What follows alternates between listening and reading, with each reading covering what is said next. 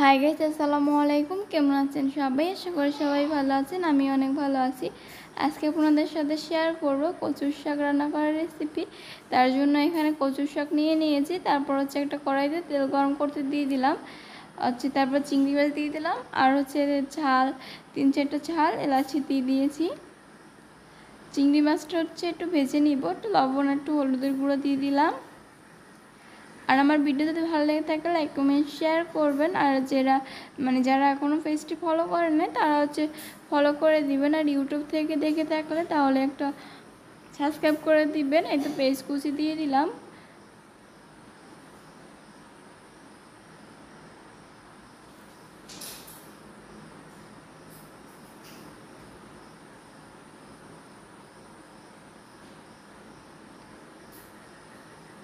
তারপর পানি দিয়ে তা ভালো করে কষিয়ে নিব।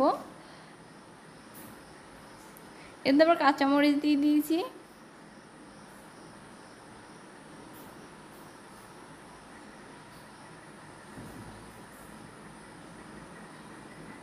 এতে আবার পানি দিয়ে দিলাম।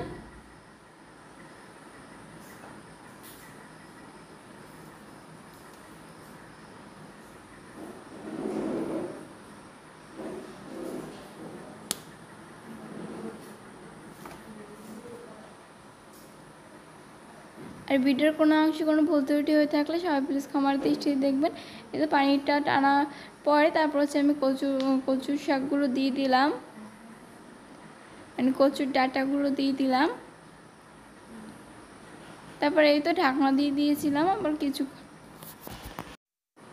তারপরে ঢাকনা তুলে তারপর আবার একটু নেড়ে দিচ্ছি।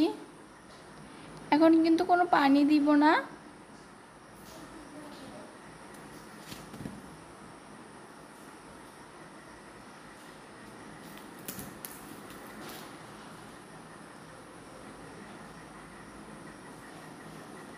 এই তো আবার ঢাকনা দিয়ে দিব।